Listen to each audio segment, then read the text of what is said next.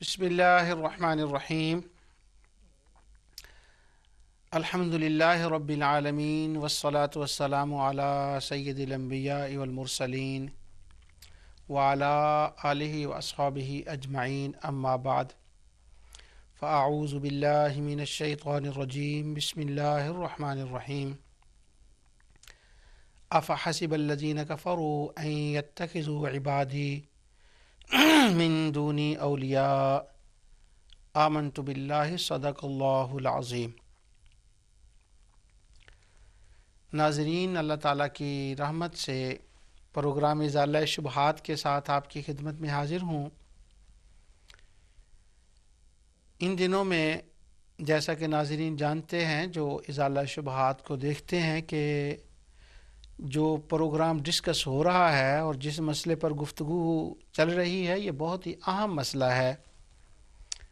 बल्कि मैं अगर ये कहूँ कि मुसलमानों के अंदर जो इख्तलाफी मसला है, उनमें से साहब से अहम यही मसला है क्योंकि इस मसले की बिना पर दुनिया के अक्सरियत जो मुसलमानों की है, उनको मुशरिक करार दिया जाता है और इसका नाम मुशरिक करार देने वाले इस मसले का नाम रखते हैं शिरक अलल कुबूर।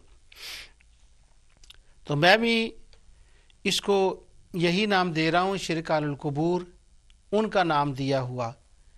हमारे नज़दीक तो कुबूर सालिहीन अल्लाह ताला की रहमत का बाइस हैं। मैंने गुज़श्ता प्रोग्रामों में अल्लाह ताला की रहमत से इस बात को क्लियर किया था कि मुशरिकीन के यहाँ आखरत की ज़िंदगी का कोई तसव्वुर नहीं है और उनके माबूद कौन कौन थे। फिर उसके बाद मैंने ये नाज़रीन तक बात पहुँचाने की कोशिश की है कि उनको ये शुबा क्यों हुआ कि मुशरिकीन जो थे वो अंबिया और औलिया सालिहीन को पुकारते थे और उनसे वो मददें मांगते थे और उनकी कबूर पर जाते थे, खुसूसन मुशरिकीन मक्का।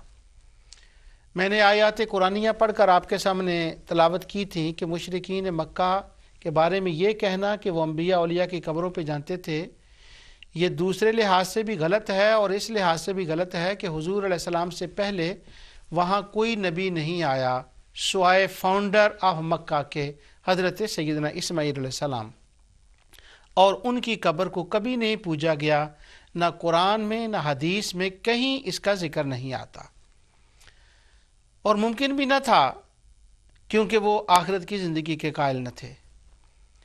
फिर मैंने आपके सामने ये बात रखी कि ये इतने इल्म के दावा करने वाले और जिनके पास इतनी बड़ी बड़ी लाइब्रेरियां हैं, उनके सामने कुरान की आयात भी थीं, तो इस गलत फहमी का कैसे शिकार हो गए।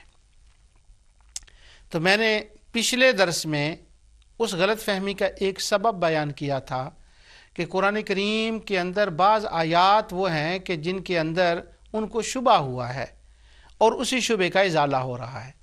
गुज़श्ता बार मैंने इन्नल्लज़ीना तदऊन मिन दूनिल्लाहि इबादुन अमसालुकुम के ऊपर अल्लाह ताला की तौफीक से गुफ्तगू की थी कि इस आयत को पढ़कर ये कहा जाता है कि पुराने ज़माने के मुशरिक भी अंबिया और सालिहीन को पुकारते थे और आज के ज़माने के मुशरिकीन भी उन्हीं को पुकारते हैं।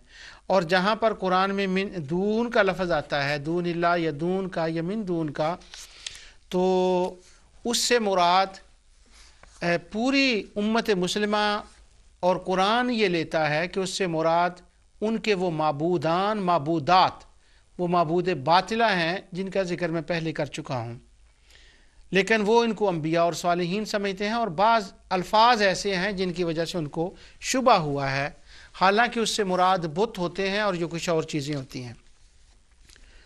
ये इन दुरूस में मैं मौलाना हुसैन अली वां पचरा मियाँ वाली से जो उनकी तफसीर और कुतब हैं उनको मैं सामने रख कर इसका इजाला कर रहा हूँ और उसकी वजह मैंने आपको पिछले दर्स में बता दी थी। ये अपनी इस किताब के अंदर लिखते हैं अगर मुशरिकीन को ये इल्म हो जाए कि जिस पैगंबर, वली, पीर या बाबे को वो हाजात में गैबाना पुकारते हैं वो उनकी पुकार को सुनता ही नहीं, तो इसे कभी न पुकारें। इस पर 14वीं सदी के मुशरिक یعنی کوئی اشارتاً کنایتاً نہیں، بات صراحتاً بات ہے۔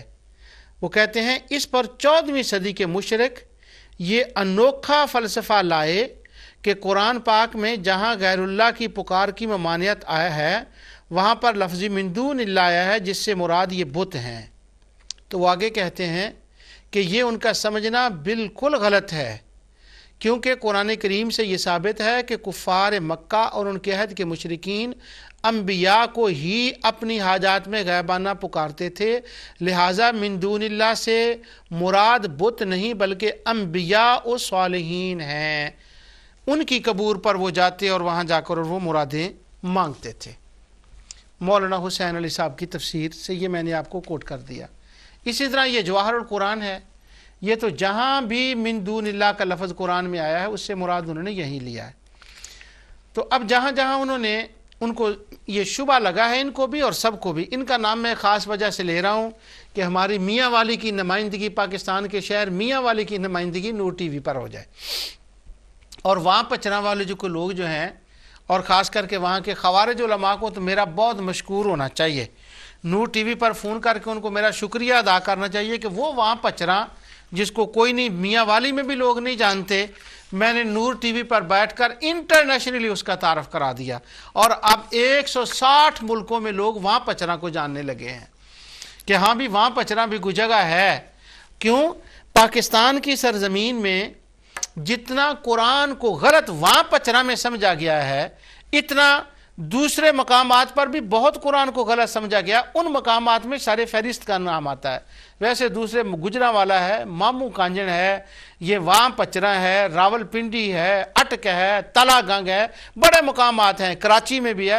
لیکن یہ وہاں پچرا انڈیا پاکستان بننے سے پہلے، ان مولانا صاحب کا بہت پہلے انتقال ہو گیا تھا، پاکستان بننے سے بھی پہلے، تو اس زمانے میں ان کے ذہن میں انہوں نے توحید کا جھنڈا لگایا تھا اور ایک نیا گروپ شروع کر دیا، اور یہ انبیاء اور صالحین اور اس کے جو تھے نا ان کے خلاف، اور قرآن کریم کی کفار والی آیات جو تھیں وہ انبیاء صالحین کے اوپر چسپاں کرنا، یہ ان کا ایک اپنا کام تھا۔ یہاں پر وہ دیر ہو جائے گی، یہاں ایک انٹرسٹنگ نوٹ میں نے یہ لکھا تھا اس کتاب کے اندر ہے کہ یہ مولانا صاحب کی بالکل ابتدائی زمانے کی وہ باتیں کر رہے ہیں کہ جب وہ وہاں پر لوگ ان کے پاس پڑھنے کے لیے آتے تھے تو وہ اپنی زمین سے اپنے طالب علموں کو ان کے کھانے پینے کا انتظام کرتے تھے۔ تو وہ کہتے ہیں کہ ایک بار ان کے لڑکا آیا تو اس نے کہا، یعنی وسیلے کے خلاف یہ کتاب لکھی جا رہی ہے کہ وسیلہ نہیں، نہ انبیاء کا نہ صالحین کا زوات کا وسیلہ نہیں۔ تو وہ لکھتے ہیں کہ ان کا بیٹا ان کے پاس آیا تو اس نے آ کر کہا یہ جو پڑھنے والے طلباء ہیں نا یہ تو ہماری گندم کھا جاتے ہیں۔ تو مولانا حسین علی واب پچری نے کہنے لگے بیٹے ایسی بات نہیں کرتے، ہمیں جو اللہ دیتا ہے انہی کے وسیلے سے تو دیتا ہے۔ سبحان اللہ، نبی کا وسیلہ ہو تو شرک، صالحین کا وسیلہ ہو تو شرک، مشرکین کا، انبیاء کا، صالحین کا وسیلہ ہو تو شرک، وہاں شرک شرک شرک شرک شرک کی رٹ ہے۔ اور یہ جو طالب علم 40 دن کا کورس کرنے کے لیے آتے ہیں، جن کو یہ آیتیں رٹائی جاتی ہیں، ان کے بارے میں یہ عقیدہ ہے کہ ہمیں جو ملتا ہے ان کے صدقے ملتا ہے، ان کے وسیلے ملتا ہے۔ یہ وہاں پچرا کا عجیب ایک قرآن فہمی ہے وہاں کی۔ میں نے پچھلی درس میں یہ کہا تھا کہ آقا دو جہاں صلی اللہ علیہ وسلم نے فرمایا تھا خوارج قرآن خواں ہوں گے، قرآن دان نہیں ہوں گے، ان کو قرآن خوانی کرنی آتی ہوگی، قرآن دانی نہیں آتی ہوگی۔ اسی سے آج ایک اور سن لیجئے کہ ان کو شبہ کیا ہوا ہے۔ ان کو بھی علامہ ابن تیمیہ کو، ابن حزم کو، حروریہ کو، پورے گروپ کو، لیکن میں کنسنٹریٹ کر رہا ہوں وہاں پچرا کے ساتھ کیونکہ میری پیدائش ضلع میاں والی کے ہے، میرے علاقے میں یہ کام ہوا ہے، تو میرا فرض بنتا ہے کہ ان کے شبہات کا میں ازالہ کروں۔ اللہ تعالیٰ نے مجھے نور ٹی وی پر بیٹھ کر ازالہ شبہات پروگرام کرنے کی توفیق دی ہے۔ اب صبح سنیے مولانا حسین علی کا اور ان کے آگوں ہزاروں شاگردوں کا، ہزاروں کتابوں کے اندر، اور وہ کہتے ہیں یہ ابن تیمیہ کا فیض ہے۔ یہ بات حق ہے کہ یہی شبہ علامہ ابن تیمیہ کو بھی ہوا ہے۔ انہوں نے اپنے فتاوے میں، قاعدہ جلیلہ میں، اولیاء الرحمن و اولیاء الشیطان، جتنی ان کی کتابیں ان سب کے اندر آیت الکرسی کی تفسیر ہے، سورہ اخلاص کی تفسیر ہے، ہر جگہ اس کو دہرایا انہوں نے۔ اب یہ ثابت کرنے کے لیے کہ مشرکین انبیاء اولیاء کو مانتے تھے، ان کی قبروں پر جاتے تھے، جو انہوں نے دلیل دی ہے اس دلیل کو سنیے اور پھر سمجھیے کہ قرآن فہمی ان کی کتنی تھی۔ اللہ تعالیٰ ارشاد فرماتا ہے افحسب الذین کفروا ان یتخذوا عبادی من دونی اولیاء، کیا مشرک یہ خیال کرتے ہیں کہ انہوں نے ہمارے بندوں کو ہمارے سوا اپنا کارساز بنا لیا ہے۔ یہ آیت پڑھ کر انہوں نے نیچے دیا کہ عبادی جو کہا کہ میرے بندے ہیں، تو اب جو میرے بندے کہا تو اس سے مراد انبیاء اولیاء ہی ہو سکتے ہیں، اور کون ہو سکتا ہے؟ بت تو اس سے مراد نہیں ہو سکتے۔ میں اس آیت کا ایکسپلین کرنے سے پہلے کہ اس کا مطلب کیا ہے، اپنے بچپن کی یہ بات سناؤں آپ کو کہ جب میں شرقپور شیب میں زیر تعلیم تھا، شیر ربانی حضرت میاں شیر محمد شرقپوری رحمۃ اللہ تعالی علیہ کے بھائی حضرت ثانی لسانی رحمۃ اللہ علیہ کا وہ قائم کردہ مدرسہ تھا شرقپور شیب میں، وہاں میں وہ زیر تعلیم تھا، ہمارے اساتذہ پڑھایا کرتے تھے۔ تو اس زمانے میں وہاں پر شیخ القرآن تقریر کرنے کے لیے آیا کرتے تھے، کئی شیخ القرآن جن کا تعلق اس سوسائٹی سے تھا۔ تو وہ شیخ القرآن جنہوں نے کیا ہوتا تھا کورس 3 مہینے کا، 4 سال کا، 2 سال کا، وہ وہاں بچرا سے، مامو کانجن سے، مراول پہ مختلف جگہ سے۔ تو حسین علی وہاں بچرا کے جو ایک بڑے شاگرد تھے جن کو کہا جاتا ہے بڑے شاگرد، وہ مولانا عنایت اللہ شاہ گجراتی تھے۔ ویسے گجرات والوں کا بھی حصہ بنتا ہے کہ گجرات والوں پر بھی کچھ بات کی جائے، کیونکہ گجرات کے اندر بھی بڑے ہمارے ناظرین ہیں، اور گجرات کے اندر بھی یہ فتنہ جو ہے وہ بڑا پلا پوسا ہے۔ مولانا حسین علی صاحب کی یہ تفسیر جواہر القرآن جو ہے، جو مولانا غلام اللہ خان صاحب نے جس کو جمع کیا، اور انہی کی طرف مولانا غلام اللہ صاحب کی طرف لوگ اس کو منسوب کرتے ہیں، لیکن در حقیقت یہ ان کی تفسیر مولانا غلام اللہ خان صاحب کی ہے، مولانا حسین علی کی ہے۔ مولانا غلام اللہ خان نے اس کو صرف جمع کیا ہے۔ اگر جواہر القرآن کو آپ پڑھیں تو آپ پر یہ بات عیاں ہو جائے گی۔ یہ مولانا غلام اللہ خان صاحب شرقپور شیب میں تقریر کرنے کے لیے آتے تھے، اور کچھ اور ایک مولانا محمد حسین شیخوپوری تھے، وہ بھی شیخ القرآن تھے، وہ بھی آیا کرتے تھے۔ تو شرقپور شیب کے اندر ایک مسجد تھی، اس کو مولوی شفیع والی مسجد کہتے تھے، اس میں یہ حضرات، اور ایک اور مینار والی مسجد تھی، ایک مینار، وہاں بھی وہ لوگ آتے تھے تقریریں کرتے۔ تو جب ایک بار یہ شیخ القرآن صاحب یہ راولپنڈی سے آئے، تو ان کی تقریر ان کے آنے سے پہلے ہی وہ شرقپور شریف کے اندر یہ گنگنانا شروع کر دیا گیا۔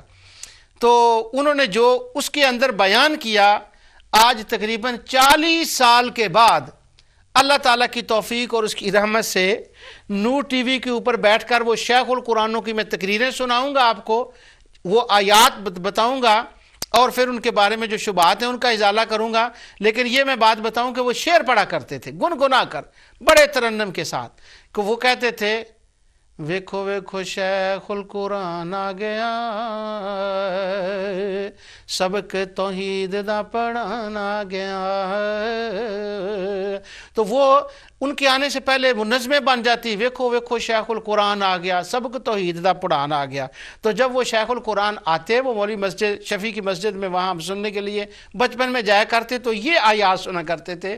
تو یہ بچپن کی میری بھی رٹی ہوئی آیات ہیں، اور جتنے لوگ وہ سنتے ان پر عمل کرتے، لوگوں کو آگے بتاتے، وہ چھوٹے چھوٹے سارے شرقپور شریف کے اندر شیخ القرآن ہو جاتے۔ تو اب ان کا ترنم سے پڑی ہوئی بات، افحسب الذین کفروا یتخذوا عبادی من دون اولیاء، تو شیخ القرآن کہتے دیکھیں اس کے اندر عبادی کا لفظ آیا ہے۔ عبادی سے مراد انبیاء ہیں، اولیاء ہیں۔ عبادی سے مراد بت نہیں ہوتے۔ اور ساتھ وہ دوسری آیت کی تلاوت کرتے کہ اللہ تعالیٰ فرماتا ہے یا عبادی لا خوف علیکم اليوم ولا انتم تحزنون، کہ اللہ تعالیٰ فرماتا ہے میرے بندو تم پر کوئی خوف اور غم اور حزن نہیں ہے۔ تو اللہ تعالیٰ اپنے بندوں کو یا بندے فرماتا ہے نا، تو اس سے مراد لامحالہ انبیاء اولیاء ہے۔ وہ شرقپور شیب میں حضرت میاں شیر صاحب رحمۃ اللہ علیہ کا مزار ہے، ثانی صاحب رحمۃ اللہ علیہ کا مزار ہے، تو وہ ان کی طرف اشارے کرتے، یہ عبادی ہیں، ان کو لوگوں نے اپنا بندہ، اللہ کے بندے تھے، ان کو بنا لیا اور ان کو معبود بنا لیا۔ سبحان اللہ۔ تو یہ شیخ القرآن صاحب کا لیکچر ہوتا تھا۔ اب ذرا شیخ القرآن کی دیکھیں، وہ تو جس کو یہ آیتیں پڑھا دیں نا جو اس لسٹ میں لکھی ہوئی ہیں، اس لسٹ میں یہ آیت ہے جن کو میں بتا رہا ہوں آپ کے سامنے۔ اگر آپ اس سبق کو یاد کر لیں، میں اللہ تعالیٰ کی توفیق سے اور اس کی رحمت کے پر بھروسہ اور تحدیث نعمت کے طور پر یہ کہہ رہا ہوں کہ اگر آپ یہ درس سمجھ لیں جو میں یہ ناظرین کو تک پہنچا رہا ہوں، اہل علم تو جانتے ہیں، ان کی بات نہیں میں کر رہا، تو یہ جتنے شیخ القرآن آپ کے سامنے آئیں گے نا، اگر ان آیات کو آپ سمجھ لیں تو جو ان کے ہاتھ میں سرٹیفکیٹ ہوگا نا شیخ القرآنی کا، شیخ القرآن ہونے کا، قرآنی کا لفظ کہہ دیا میں نے، خیر کو غلط بھی نہیں ہے، شیخ القرآن ہونے کا، وہ آپ کھینچ لیں گے، اس سے ان سے چھین لیں گے کہ یہ ہے تمہاری شیخ القرآنی، اس وجہ سے تمہیں شیخ القرآن کہا گیا، تمہیں تو قرآن کی سمجھ ہی نہیں ہے، کس معنی میں تمہیں شیخ القرآن کا لقب دے دیا گیا ہے۔ تو اب وہ شیخ القرآن والا بات سمجھیں کہ انہوں نے کہا عبادی۔ میں سورہ الفرقان کی آیت نمبر 17 اور 18 تلاوت کرتا ہوں، اور دیکھیں کہ اللہ تعالیٰ صرف اپنے بندوں کو ہی اپنا بندہ فرماتا ہے یا سب اسی کے بندے ہی ہوتے ہیں؟ وَيَوْمَ يَحْشُرُهُمْ وَمَا يَعْبُدُونَ مِن دُونِ اللَّهِ فَيَقُولُ أَأَنْتُمْ أَضْلَلْتُمْ عِبَادِي۔ جس دن اللہ تعالیٰ جمع فرمائے گا سب لوگوں کو، وَمَا يَعْبُدُونَ مِن دُونِ اللَّهِ، اور جو مشرک جن کی عبادت کرتے تھے اللہ تعالیٰ کے سوا، جنہیں یہ خدا کے سوا عبادت کرتے ہیں پوجتے ہیں، تو اللہ تعالیٰ ان سے کوسچن فرمائے گا، کیا تم نے میرے ان بندوں کو گمراہ کیا تھا یا یہ خود ہی گمراہ ہو گئے؟ ام ہم ضلوا السبیل فیقول اانتم اضللتم عبادی، کیا تم نے میرے بندوں کو گمراہ کیا تھا یا یہ خود ہی گمراہ ہو گئے؟ آگے سے وہ کہیں گے، مسلمان جنات جو تھے وہ کہیں گے قالوا سبحانک ما کان ینبغی لنا ان نتخذ من دونک من اولیاء ولکن متعتہم وآباہم حتی نسوا الذکر وکانوا قوما بورا۔ وہ کہیں گے یا اللہ تو پاک ہے، ہماری کیا مجال تھی، اللہ اکبر، ہماری کیا مجال تھی کہ تیرے سوا ہم کسی اور کی عبادت کرتے۔ اس کا مطلب وہ مسلمان جن، قل اوحی الی انہ استمع نفر من الجن فقالوا انا سمعنا قرآنا عجبا، وہ جنہوں نے قرآن سنا اور ایمان لائے وہ کہیں گے مالک ہماری کیا مجال ہے کہ ہم تیرے سوا کسی اور کی عبادت کرتے، وَلَكِن مَتَّعْتَهُمْ وَآبَاءَهُمْ حَتَّى نَسُوا الذِّكْرَ وَكَانُوا قَوْمًا بُورًا۔ بات اصل میں یہ ہے کہ تو نے ان کو اور ان کے باپ دادا کو بڑا مال و متاع دیا، بڑی نعمتیں دیں، یہاں تک کہ یہ تیری یاد کو بھول گئے اور یہ لوگ تھے ہی ہلاک ہونے والے۔ یہاں میں دو باتیں کرنا چاہتا ہوں، ایک تو یہ کہ پچھلی آج جو میں نے پڑھی تھی جو شیخ القرآن صاحب سے میں نے آج سے 40 سال پہلے، اس کے بعد تو ہزاروں بات پڑھنے، سب کتابوں میں پڑھنے کا موقع ملا، لیکن میں ذرا بچپن کی یاد شرف شریف کی تازہ کرنا چاہتا ہوں۔ وہ 40 سال پہلے جو شیخ القرآن سے سنا تھا، مولانا محمد حسین صاحب شیخ پورے سے، مولانا غلام اللہ خان صاحب سے، مولانا عبد المجید ندیم، بڑے شیخ القرآن دیکھے ہیں ہم نے، بڑے سنے بچپن شیخ القرآن۔ تو اس میں ہے افحسب الذین کفروا ان یتخذوا عبادی، میرے بندوں کو تم نے بنا لیا۔ یہاں اللہ تعالیٰ میرے بندے کن کو فرما رہا ہے؟ اللہ فرما رہا ہے ان میرے بندوں کو تم نے گمراہ کیا یا یہ خود ہی گمراہ ہو گئے۔ اانتم اضللتم عبادی، اگر عبادی سے ہر وقت انبیاء اور اولیاء مراد ہوتے ہیں تو اس آیت کے اندر تو اللہ تعالیٰ انتم اضللتم عبادی مشرکوں کافروں کو کہہ رہا ہے کہ یہ میرے بندے ہیں، تم نے ان کو گمراہ کیا، تم نے ان کو غلط راستہ دکھایا، ام ہم ضلوا السبیل، یا یہ خود گمراہ گئے تھے۔ ان سے اللہ سوال یہ اس لیے کرے گا کہ قیامت کے دن وہ ان پر یہ ڈالیں گے، کیونکہ ان کے کاہنوں نے بتایا تھا نا ان جنوں کی عبادت کرو، اس تفصیل میں اب میں چلا گیا تو یہ باتیں رہ جائیں گی۔ ان کو کاہنوں نے بتایا تھا، ان کاہنوں کے کہنوں پر وہ جنوں کی عبادت کرنے لگے، وہ جنات مسلمان ہو گئے، جیسا سورہ 57 میں تلاوت کر رہے ہیں سورہ بنی اسرائیل کی، تو وہ تو ان کو ہی پکارتے تھے، تو اللہ تعالیٰ ان سے سوال کرے گا اور مسلمان جنات سے، تو وہ کہیں گے نہیں یہ تو یہاں پر عبادی کا لفظ آئے، اس کا مطلب ہوا جہاں عبادی کا لفظ آئے وہاں شیخ القرآنوں کو فوراً قبور صالحین کے بندے، انبیاء صالحین کو جلدی سے نکال کر شرک نہیں ٹھوک دینا چاہیے، کچھ دیکھنا چاہیے کہ قرآن میں یہ لفظ کہیں اور آیا ہے تو اس کا معنی کچھ اور بھی ہو سکتا ہے کہ نہیں۔ اور دوسری بات میں یہ سمجھانا چاہتا ہوں، لوگ کہتے ہیں شرک کی جڑ ہے قبر، قبور صالحین، شرک کا ذریعہ ہے قبور صالحین، شرک کا ذریعہ ہے انبیاء اولیاء صالحین کا ادب، ان کی محبت۔ یہاں پر شرک کا ذریعہ کیا بتایا جا رہا ہے؟ اللہ تعالیٰ فرماتا ہے وہ کہیں گے وَقَالَ وَلَٰكِن مَتَّعْتَهُمْ وَآبَاءَهُمْ حَتَّىٰ نَسُوا الذِّكْرَ وَكَانُوا قَوْمًا بُورًا، یا اللہ یہ تب مشرک ہو گئے اس لیے گمراہ ہوئے تھے، تو نے ان کو اور ان کے باپ دادا کو کھانے پینے کا وافر مقدار میں سامان عطا فرمایا تھا، بس جب یہ اس میں بہ گئے تو کاہنوں نے، جنات نے، شیطانوں نے، سرداروں نے، کاہنوں نے اور ان کے راہبائیں نے جس طرف ان کو لگایا یہ چل پڑے۔ اصل میں شرک کا باعث ان کی دولت تھی، اسی دولت کے نشے میں وہ ادھر چلے گئے۔ تو یہ دو باتیں، اس کا مطلب ہوا شرک کا ذریعہ قبور صالحین نہیں ہوتی، یہ ہوتا ہے جس کو اللہ تعالیٰ قرآن میں بیان فرما رہا ہے۔ اب اس سے پہلی آیت جو گزری ہے اللہ تعالیٰ نے اس کے اندر ارشاد فرمایا وَإِذْ قُلْنَا لِلْمَلَائِكَةِ اسْجُدُوا لِآدَمَ فَاسْجَدُوا إِلَّا إِبْلِيسَ كَانَ مِنَ الْجِنِّ فَفَسَقَ عَنْ أَمْرِ رَبِّهِ أَفَتَتَّخِذُونَهُ وَذُرِّيَّتَهُ أَوْلِيَاءَ مِن دُونِي۔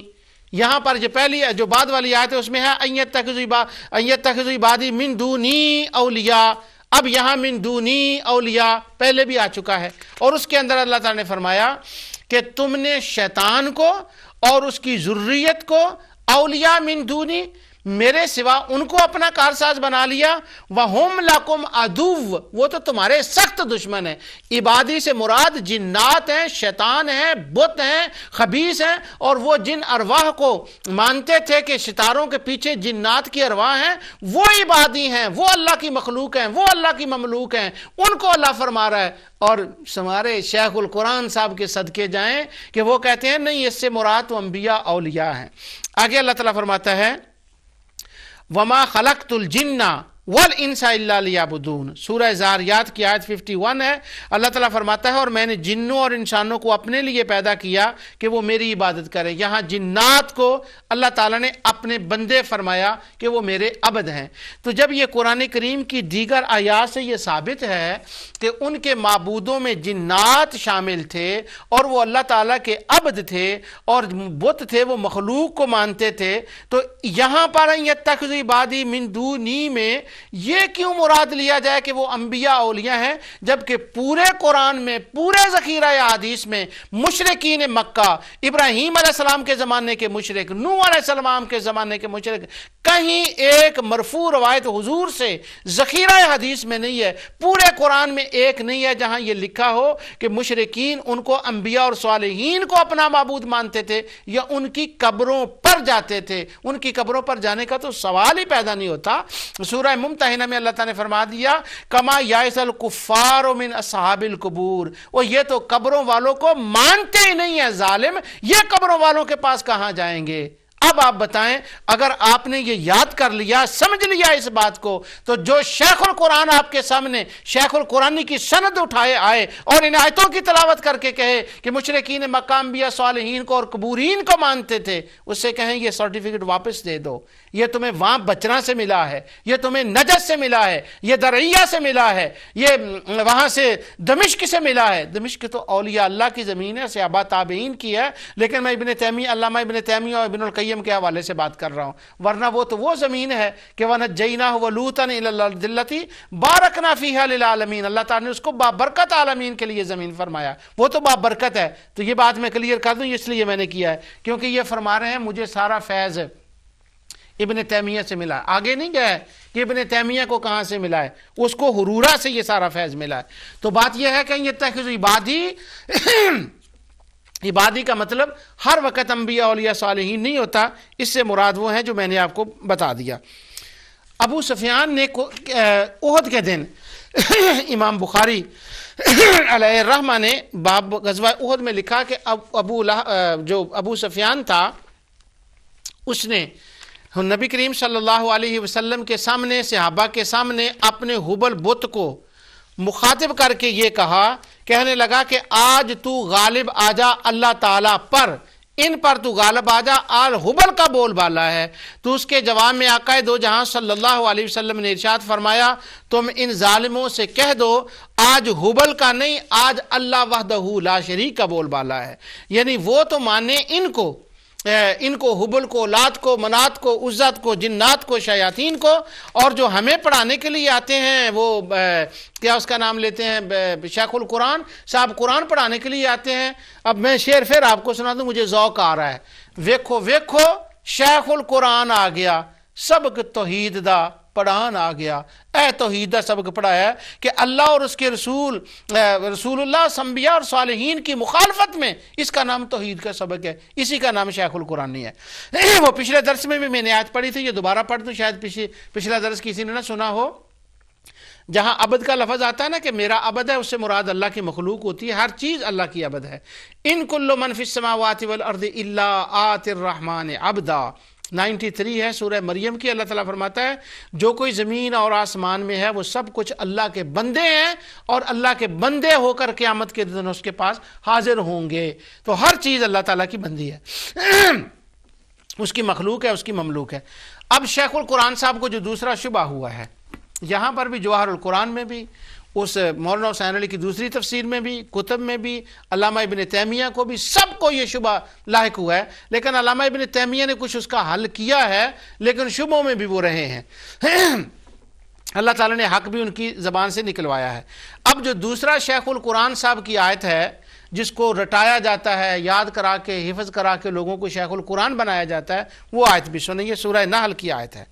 اللہ تعالیٰ فرماتا ہے والذین یدعون من دون اللہ لا یخلقون شیئا وهم یخلقون اموات غیر احیاء وما یشعرون ایان یبعثون۔ یہ وہ آیت ہے جس سے ان کو شبہ ہوا ہے کہ مشرکین قبروں پر جایا کرتے تھے، حالانکہ سارا قرآن رد کر رہا ہے کہ وہ قبروں کو نہیں مانتے، آخرت کو نہیں مانتے۔ اب جو ان کو شبہ ہوا ہے اس کا بھی تو ازالہ کرنا چاہیے نا۔ اللہ تعالیٰ فرماتا ہے جن کو یہ لوگ اللہ کے تعالیٰ کے سوا پکارتے ہیں، وہ کسی چیز کو پیدا نہیں کر سکتے، بلکہ وہ خود پیدا کیے ہوئے ہیں۔ وہم یخلقون، وہ خود بنائے ہوئے ہیں، وہ خود بنائے ہوئے ہیں۔ تو کیا تھا جن کو وہ اپنے ہاتھوں سے بناتے تھے؟ حضرت سیدنا ابراہیم علیہ السلام نے یہی تو فرمایا تھا کہ جن کو تم نے اپنے ہاتھوں سے بنایا ہے انہی کی تم پوجا کر رہے ہو، تمہیں کچھ عقل اور حیا نہیں، تمہیں کچھ عقل نہیں ہے۔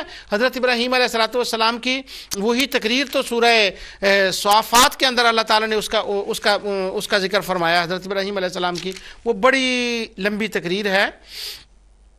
حضرت ابراہیم علیہ السلام اذ قال لأبیہ وقومہ ماذا تعبدون، سورہ صافات کی آیت 85 اور 86 آپ نے فرمایا، وہ اپنے عرفی باپ یعنی آزر سے کہا جو ان کا چچا تھا، کہ اپنی قوم سے کہا تم کیا پوج رہے ہو؟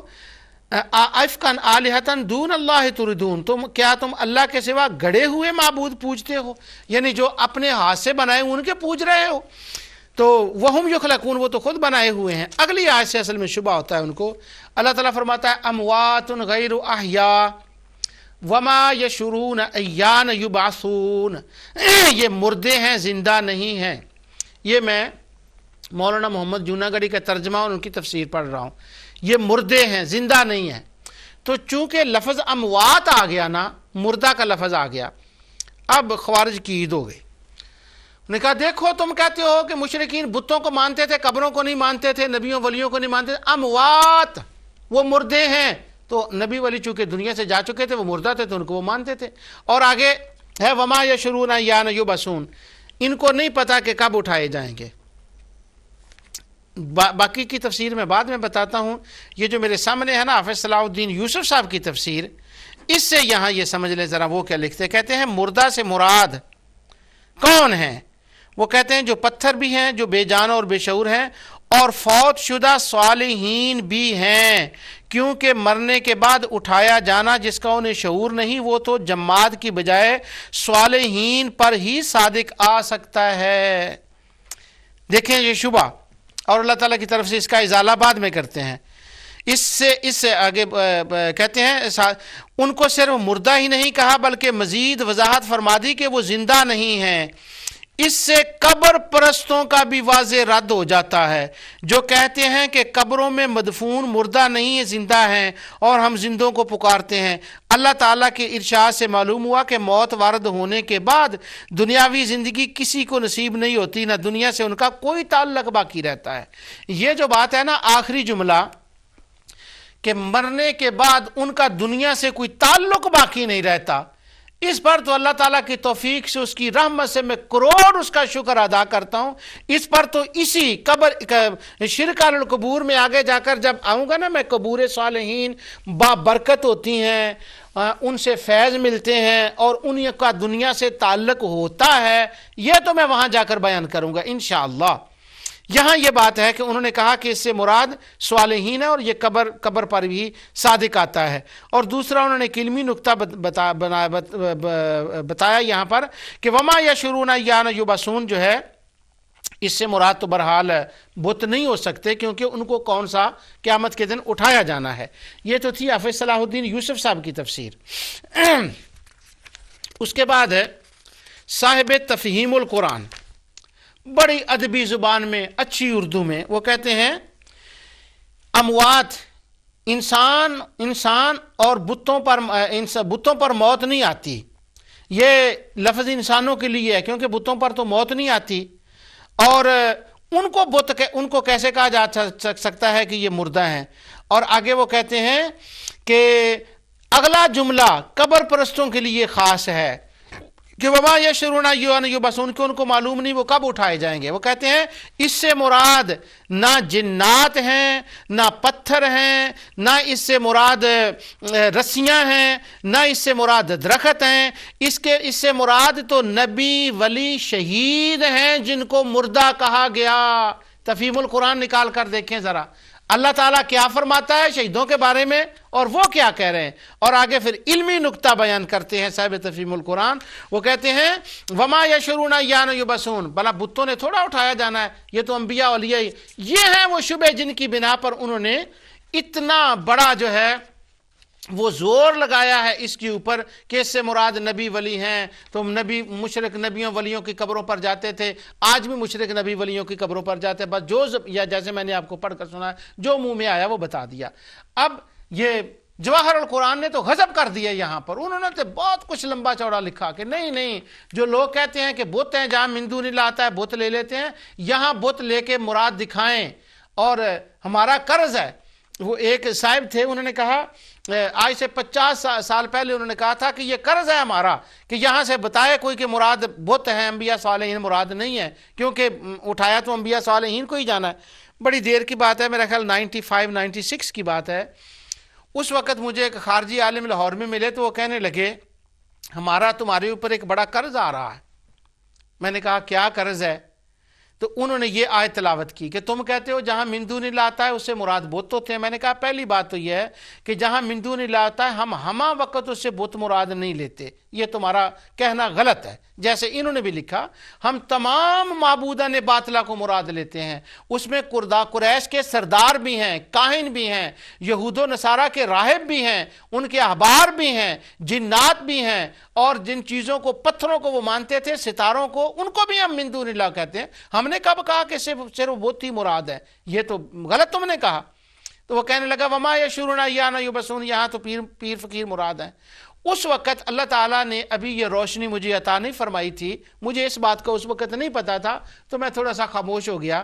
لیکن مجھے یہ پتا تھا کہ اس کا مطلب کوئی اور ضرور ہے، اگرچہ مجھے اس کا مطلب نہیں آتا. خیر وہ کافی عرصے کے بعد جا کر یہ بات سامنے آ گئی. اب ٹائم بھاگتا جا رہا ہوں اور میں نے شیخ القرآن صاحب کی بڑی باتیں سنانی ہیں. ویکھو شیخ القرآن آ گیا، سبق توحید دا پڑھان آ گیا، یہ باتیں بھی ان کی ہوئی ہیں. اور یہ شیخ القرآن صاحب سے یہ ہم بچپن میں سنا کرتے تھے، شیخ القرآنوں سے، بڑے بڑے شیخ القرآنوں سے سنا، اور راول پنڈی کے شیخ القرآن سے تو بہت مرتبہ سنا. اموات غیر احیاء، یہ مردہ ہیں. یہاں پر جو مردہ کہا گیا ہے اس سے مراد کیا ہے؟ اموات جو ان کو کہا گیا ہے، انسان بتوں پر موت نہیں آتی، برزخی زندگی کا انکار ہوتا ہے، زندگی سے پہلے موت ہوتی ہے. حالت عدم کو موت سے فرمایا، اس طرح کہا ان میں زندگی کے آثار نہیں ہیں. یعنی یہ میں نے نوٹ لکھا تھا کہ موت کا مطلب یہ ہوتا ہے کہ زندگی سے پہلے جو حالت عدم ہے اس کو بھی موت سے تعبیر کیا جاتا ہے. یہ اس میں اموات غیر احیاء کا مطلب ہے اس کے اندر. اور اب میں اس کو 2 حصوں میں تقسیم کرتا ہوں. پہلے اموات غیر احیاء سے ڈیل کرتے ہیں اور پھر وما یشعرون ایان یبعثون سے ڈیل کرتے ہیں. تو آپ اس کو ذرا اگر اچھی طرح سمجھ لیں تو اللہ تعالیٰ کی توفیق سے یہ شیخ القرآنی کے سرٹیفکیٹ چھین لیں گے آپ ان سے. کہ یہ کیا قرآن پڑھ رہے ہیں آپ کو تو قرآن کا پتہ ہی نہیں، قرآن قرآن قرآن قرآن۔ سچ فرمایا تھا رحمت للعالمین نے کہ ان لوگوں کے پاس قرآن خوانی ہوگی، قرآن دانی نہیں ہوگی۔ اب اموات غیر احیاء، موت کا کیا مطلب ہے؟ جہاں موت کا لفظ ہے پیر فقیر ہوتے ہیں اس سے مراد۔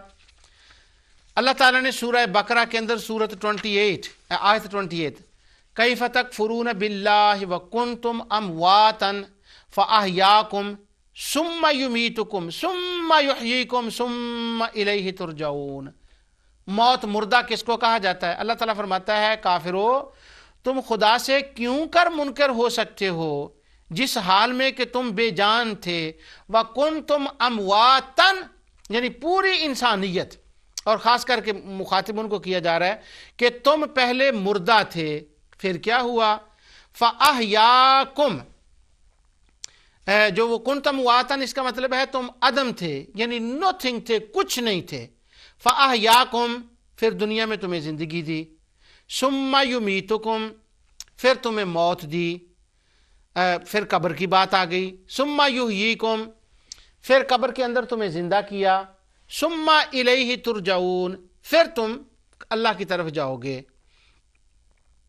اب مجھے دو باتیں مجھے معلوم نہیں ہو رہا کہ پہلی کون سی کروں، یہ چھوٹی ہے، پہلے یہ میں کر دیتا ہوں۔ ثم یحییکم ثم یمیتکم، تمہیں اللہ مارے گا، ثم یحییکم تمہیں زندہ کرے گا، ثم الیہ ترجعون، پھر اللہ کی طرف ہے۔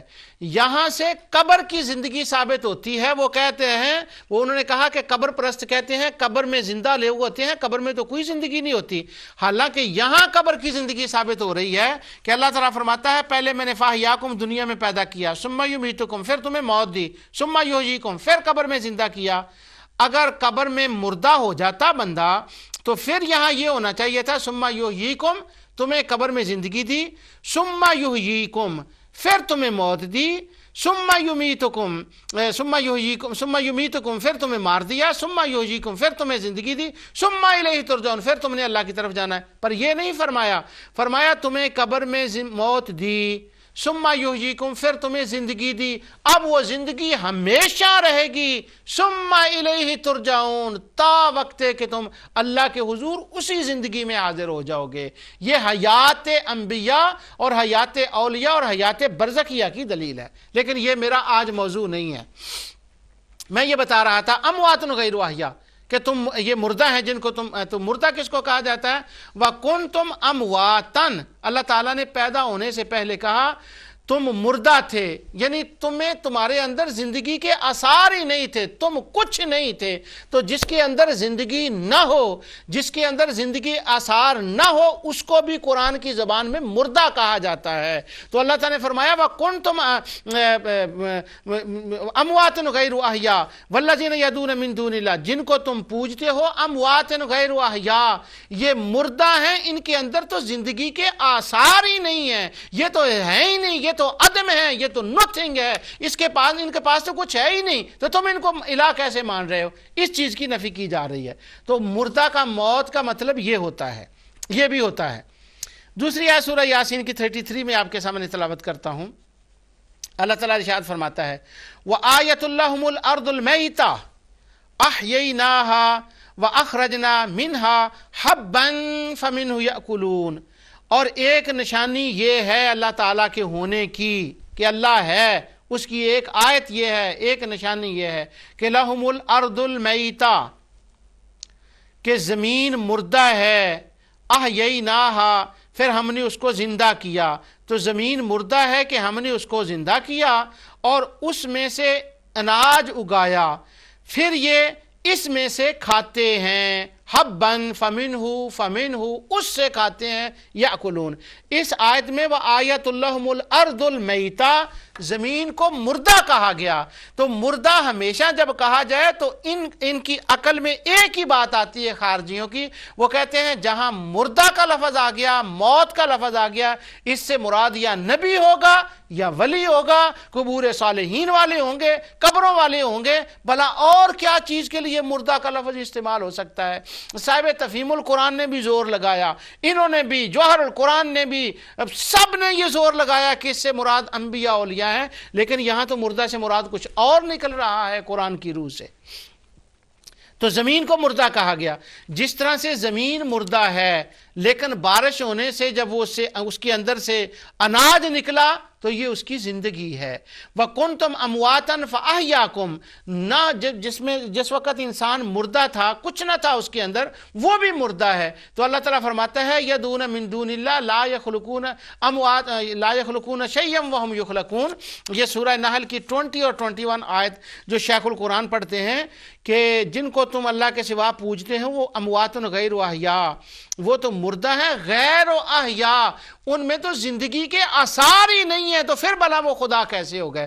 اللہ بتوں کی بات کر رہا ہے، اللہ ان کو فرما رہا ہے، اور ہمارے دوستوں کو، شبہ ڈالنے والوں کو ہر جگہ نبی ولی توہین کرنے کے لیے ان کو نظر آتے ہیں. سبحان اللہ، صدقے جاواں، ماشاء اللہ. اچھا، اب اگلے جملے کی طرف آتے ہیں. وما یشعرون ایان یبعثون، ان کو معلوم نہیں کب اٹھائے جائیں گے. ان کو کیا معلوم کہ وہ کب اٹھائے جائیں گے؟ تو لہذا نبی ولی ہو گئے. یہ جو کنسپٹ ہے نا کہ مردوں کو چونکہ بتوں کو نہیں اٹھایا جائے گا تو اس سے مراد یہاں بت نہیں ہو سکتے. پہلی بات تو میں یہ کروں کہ اس سے مراد بت ہیں. کون کہتا ہے کہ اس سے مراد بت ہیں؟ پہلے وہ سن لیں، اور پھر اللہ کا ایک خاص عطیہ مجھ پر ہوا، دوسری آیت قرآن سے مجھے نظر آئی، تو پھر میں وہ آپ پر پڑھ کر سناتا ہوں، اور میں اللہ کا کروڑا شکر ادا کرتا ہوں اس کے اوپر کہ وہ اس کا کرم تھا. امام طبری فرماتے ہیں کہ یہاں اموات غیر احیاء جو ہے اس سے مراد بت ہیں. شوکانی کہتے ہیں بت ہیں، قرطبی کہتے ہیں بت ہیں، علامہ بغوی کہتے ہیں بت ہیں. تمام مفسرین 1400 سال کے مفسرین کہتے ہیں اموات غیر احیاء سے مراد بت ہیں، اور اس کا معنی یہ ہے کہ ان کے اندر روح نہیں ہے، زندگی کے آثار نہیں ہیں. ہی الاسنام، اموات اسنام، اموات اسنام، سب نے اس کو اسنام لکھا. ایک تو مفسرین کی بات ہو گئی. دوسرا،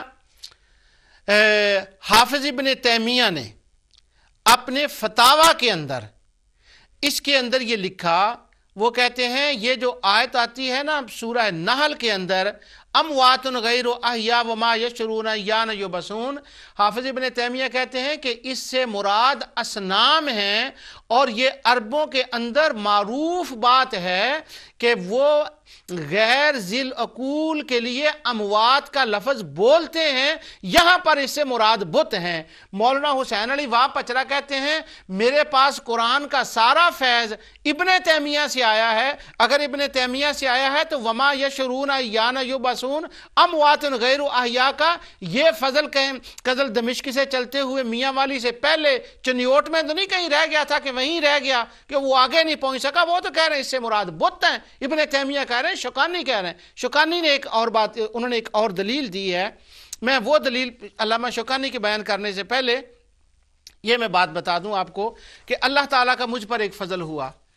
میں کروڑا اس کا شکر ادا کرتا ہوں کہ اس آیت پر جب یہ اعتراض وارد ہوا اور لوگوں نے اس پر شبہ کیا تو میں قرآن کی تلاوت کر رہا تھا تو میرے سامنے ایک یہ آیت آئی کہ جس میں کہا جاتا ہے نا وما یشعرون ایان یبعثون، کہ ان کو نہیں پتا کہ یہ کب اٹھائیں گے. طبری سے لے کر شوکانی تک سب نے اس روایت کو لکھا ہے کہ قیامت کے دن بتوں کے اندر جان ڈالی جائے گی، اور جان ڈالنے کے بعد ان کو زندہ کیا جائے گا اور پوجنے والوں کے سامنے لا کر کھڑا کیا جائے گا. وہ آپس میں سوال جواب کریں گے. تو اللہ تعالیٰ فرما رہا ہے آج یہ بے جان ہیں، اموات مردہ ہیں غیر احیاء، ان کے اندر تو زندگی نہیں ہے. قیامت کے دن ان کے اندر زندگی ڈال کر پوجنے والوں کے سامنے لا کر کھڑا کیا جائے گا. یہ امام طبری سے لے کر قاضی شوکانی تک ہر ایک نے یہ بات اس روایت کا ذکر کیا ہے. لیکن مجھے معلوم ہے کہ میرے مخاطب اے خوارج بھی ہوتے ہیں، بی بھی ہوتے ہیں، سی بھی ہوتے ہیں. وہ چونکہ سارے ہوتے ہیں تو جب میں نے یہ تفاسیر کو دیکھا تو میں نے کہا کہ یہاں یہ بات تو ہے کہ جب ہم کہیں گے کہ مفسرین نے ایسا کہا ہے تو وہ کہتے ہیں ہم مفسروں کو نہیں مانتے، ہم تو قرآن کو مانتے ہیں. حالانکہ قرآن میں برزخ کا لفظ، مردوں کا لفظ، قبروں کا لفظ، زندگی کے بعد کا کوئی لفظ نہیں، صرف مردہ کا لفظ ہے، تو مردہ تو زمین کو بھی کہا گیا۔ جب میں حیات النبی بیان کروں گا نا انشاءاللہ شرک علی القبور کے موضوع کے اندر، تو وہاں میں قرآن کی درجنوں آیات آپ کے سامنے لے کر آؤں گا اللہ تعالیٰ کی توفیق سے، کہ اللہ تعالیٰ نے کن کن چیزوں کو فَأَحْيَيْنَا بِهِ بَلْدَةً مَيْتًا، شہروں کو مردہ کہا ہے، لکڑیاں کس چیز کو کہا ہے کہ وہ مردہ تھے، ہم نے اس کو زندگی دی۔ یہ تو قرآن کی درجنوں آیات ہیں اس کے اوپر۔ تو ہر ایک نے لکھا یہاں بت مراد ہے اور ان کے اندر ڈالی جائے گی۔ میں نے کہا مفسرین نے لکھا ہے، لوگ کہتے ہیں ہم نہیں مانتے۔ تو میں قرآن کی تلاوت کر رہا تھا، میں اللہ کا شکر ادا کرتا ہوں کہ یہ آیت میرے سامنے آئی یہ آیت میرے سامنے آئی کہ اللہ تعالیٰ نے ارشاد فرمایا وَقَالَ إِنَّمَا اتَّخَذْتُم مِّن دُونِ اللَّهِ أَوْثَانًا مَّوَدَّةَ بَيْنَكُمْ فِي الْحَيَاةِ الدُّنْيَا ثُمَّ يَوْمَ الْقِيَامَةِ يَكْفُرُ بَعْضُكُم بِبَعْضٍ وَيَلْعَنُ بَعْضُكُم بَعْضًا وَمَأْوَاكُمُ النَّارُ وَمَا لَكُم مِّن نَّاصِرِينَ۔ حضرت ابراہیم علیہ السلام کی تقریر ہے سورہ عنکبوت کے اندر۔ اللہ تعالیٰ ارشاد فرماتا ہے، ابراہیم علیہ السلام نے کہا تم جن کو چھوڑ کر تم جو خدا کو چھوڑ کر بتوں کے لیے کولے بیٹھے ہو، کیسے ترجمہ کرتے ہیں، خیر مجھے وہ مجبوری ہے ان کا۔ وقال انما اتخذتم من دون اللہ اوثانا، اوثان وثن کی جمع ہے، وثن بت کو کہتے ہیں، اور من دون اللہ بھی ساتھ ہے۔ حضرت ابراہیم علیہ السلام کہتے ہیں اللہ تعالیٰ کے سوا جن بتوں کی تم عبادت کرتے ہو، مودت بینکم، جن کے ساتھ تم نے دوستیاں گانٹ رکھی ہیں، ان کے ساتھ چلتے ہو، فی الحیات الدنیا، یہ دنیا تک ہی ہے۔ کن کے ساتھ دوستی، کن کو وہ مان رہے ہیں، کن کو پوج رہے ہیں، کسی تفسیر کو چھوڑ دیں، علامہ ابن تیمیہ کو بھی چھوڑ دیں، قرآن کو تو مانے نا۔ اوثانا مودتا، اوثانا مودتا، اوثانا مودتا، یہ بت ہیں، یہ بت ہیں، یہ بت ہیں، یہ تم نے دنیا کے ساتھ ان کی دوستی لی ہوئی ہے۔ ثم یوم القیامہ، اور جب قیامت آئے گی، یکفر بعضکم ببعض، یہ بت زندہ کر کے سامنے لائے جائیں گے، اور کیا ہوگا؟ تم کہو گے ہم نے ان کی عبادت کی، وہ کہیں گے ہم نے تمہاری عبادت نہیں، تم نے ہماری عبادت نہیں کی۔ یکفر بعضکم ببعض، تم ایک دوسرے کا انکار کرو گے، کبھی کہو گے عبادت کی، کبھی کہیں نہیں کی، تم دونوں ایک دوسرے کا انکار کرو گے۔ کون؟ اوثانا مودتا، اوثانا مودتا، بت ایک انکار کریں گے۔ آگے اللہ تعالیٰ فرماتا ہے یلعن بعضکم بعضا، اور بت اپنے پوجنے والوں پر لعنت کریں گے، اور پوجنے والے ان پر لعنت کریں گے۔ کب؟ جب بتوں کو زندہ کر کے لایا جائے گا۔ وما یشرون ایان یبعثون، تمام شیخ القرآن کہتے ہیں کہ یہاں سے مراد بت کیسے ہو سکتے ہیں؟ بتوں کو زندہ تھوڑا کیا جائے گا، کہ اللہ فرماتا ہے جن کو تم پوجتے ہو ان کو تو معلوم نہیں کب اٹھائے جاؤ گے، تو یہاں بت کیسے ہو سکتے ہیں؟ نبی ولی ہو سکتے ہیں، کہ بتوں نے تھوڑا اٹھایا جانا ہے۔ اب سورہ عنکبوت کی آیت 25 پکار کر کہہ رہی ہے بت اٹھائے جائیں گے، اٹھائے جائیں گے، اٹھائے جائیں گے، اور ایک دوسرے پر لعنت بھیجیں گے۔ وَمَأْوَاكُمُ النَّارُ وَمَا لَكُم مِّن نَّاصِرِينَ، اور کہا جائے گا تمہارا ٹھکانہ دوزخ ہے اور تمہارا کوئی مددگار نہیں۔ اس آیت سے یہ ثابت ہوتا ہے کہ قیامت کے دن اللہ تعالیٰ بتوں کے اندر روح ڈالے گا، وہ آئیں گے، سامنے آئیں گے، یا وہ جنات کی صورت میں آئیں گے، کوئی بات بھی ہو، لیکن تمام مفسرین کہتے ہیں کہ وہ بت جو ہیں ان کے اندر روح ڈالی جائے گی، وہ آئیں گے۔ اب میں دوبارہ اس آیت کو پڑھتا ہوں جو شیخ القرآن سے سنی تھی، اور جس کی وجہ سے ان کو شیخ القرآنی کا سرٹیفکیٹ ملا تھا۔ اللہ تعالیٰ فرماتا ہے اموات غیر احیاء، یہ مردہ ہیں۔ وما یشرون ایان یبعثون، ان کو نہیں پتا کب اٹھائے جائیں گے۔ کن کو؟ بتوں کو نہیں پتا کب اٹھائے جائیں گے، کیونکہ قیامت کے دن بتوں نے اٹھائے جانا ہے۔ اب حافظ صلاح الدین یوسف کی تفسیر کو دیکھیں، صاحب تفہیم القرآن کو دیکھیں، الدرر السنیہ کے اندر بار بار اس کو دہرایا گیا، اس آیت کو دیکھیں کہ کیا جی نہیں بت نبی ولی مراد، یہ ہیں وہ جگہ، وہ چیزیں جن کے اوپر ان کو شبہ ہوا ہے۔ اور وہ میں نے اشارہ کیا تھا، انہوں نے صاحب تفہیم القرآن نے کہا کہ شہیدوں کو بھی کہا کہ وہ مردہ ہیں، مراد شہید ہیں، نبی ہیں، ولی ہیں، نعوذ باللہ۔ بل احیاء ولا تقولوا لمن یقتل فی سبیل اللہ اموات بل احیاء ولکن لا تشعرون، وہ تو زندہ ہوتے ہیں۔ قاضی شوکانی نے یہاں پر ایک دلیل نقل کی ہے اسی آیت کی تفسیر میں، وہ کہتے ہیں مراد بت ہیں۔ آگے سے وہ جواب دیتے ہیں، کہتے ہیں ہاں میرے سامنے یہ آیت ہے، میں دلیل دیتا ہوں کہ اس سے مراد انبیاء نبی ولی نہیں بلکہ اس سے مراد بت ہیں، اور وہ دلیل آتے ہیں، وہ کہتے ہیں کہ سورۃ انبیاء کی آیت 98 میں اللہ تعالیٰ فرماتا ہے انکم وما تعبدون من دون اللہ حسب جہنم انتم لہا واردون، تم جن کی عبادت کرتے ہو یہ اور تم دونوں کو جہنم میں ڈالا جائے گا۔ لو کان ہؤلاء آلہۃ ما وردوہا، اور پھر کہا جائے گا اگر یہ خدا تھے تو ان کو جہنم میں کیوں ڈالا گیا؟ تو وہ کہتے ہیں انکم وما تعبدون من دون اللہ حسب جہنم، من دون اللہ حسب جہنم، یعنی ان بتوں کو زندہ کیا جائے گا، ان کو ساتھ ڈالا جائے گا۔ قاضی شوکانی کہتے ہیں میرے سامنے قرآن کی یہ دلیل ہے، جو شوکانی کی دلیل تھی وہ بھی میں نے عرض کر دی، ابن تیمیہ کا ریفرنس بھی عرض کر دیا، اور جو اللہ کا اس حقیر بندے کے اوپر انعام ہوا تھا سورہ عنکبوت 25 کا، وہ بھی میں نے آپ کے سامنے ذکر کر دیا۔